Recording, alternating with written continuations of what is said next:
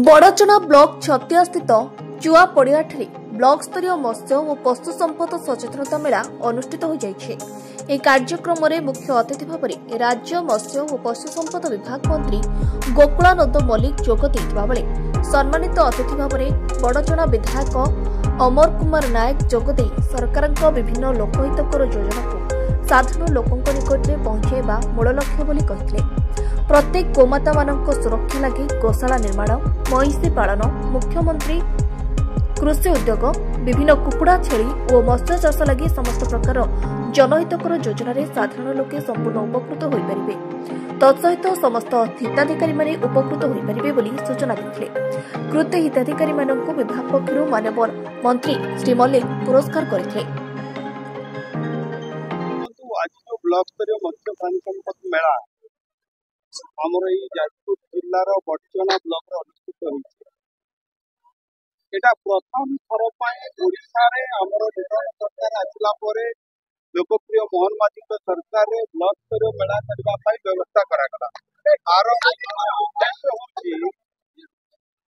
Homer जो ग्रामांचल रोकवा चाषी मानू आमर विभाग मत्स्य प्राणी संपद विभाग विभिन्न जो योजना रही योजना विषय अवगत करवा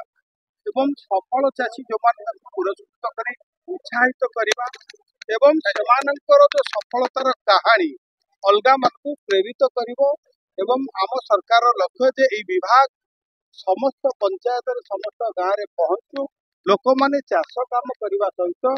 मत्स्य एवं प्राणी पालन करतु जहाँफल कि आय द्विगुणित हो पार एवं रोजगार बढ़ी पार। चाषी रोजगार बढ़िले चाषी हसिले देश हसिब एवं आमर प्रिय मुख्यमंत्री जो स्वप्न रही विकसित ओडिशा प्रधानमंत्री जो स्वप्न विकसित भारत ताकू यदि आम पूरण करने ग्रामांचल चाषी विकास सहित रोजगार को द्विगुणित करने विशेषकर अनेक महिला चाषी आज जोड़ी होती महिला उद्योगी माने वर्तमान विभाग में जोड़ी जहाँ फल कि महिला माने स्वावलंबी हो रोजगार एवं जो महिला सशक्तिकरण हेले देश निश्चित भाव विकास कर राज्य विकास कर आगुरी ये योजना को कोठी ना कोठी गत सरकार बाट मारण होता केवल मुष्टिमय लोक पाखरे एवं दलीय लोक पाखरे सीमित रोला।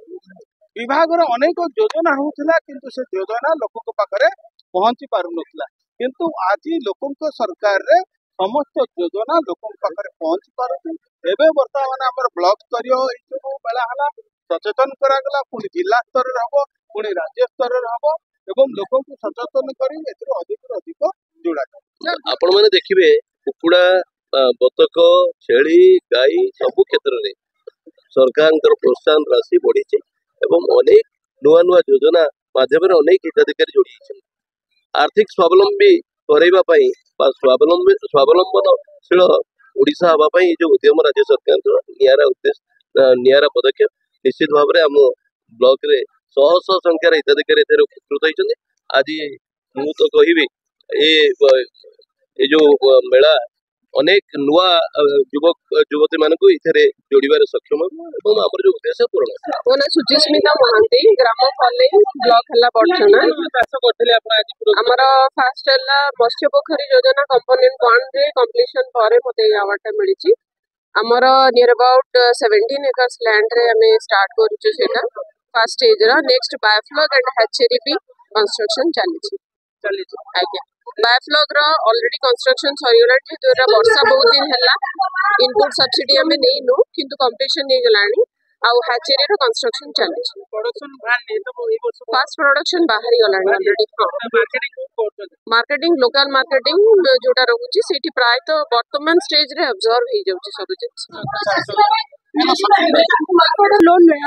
बायोब्लॉक रे अप्लाई करथिलु सेटा को रियायत मूल्यटा हम 60% जेतु ओनरशिप निज ना थिला सेति 60% सब्सिडी पाइथिलु एई वर्ष सैंक्शन हेछि न्यू प्रोजेक्ट रे पाइछि प्रथम सीधा ट्रेनिंग नेला परे फास्ट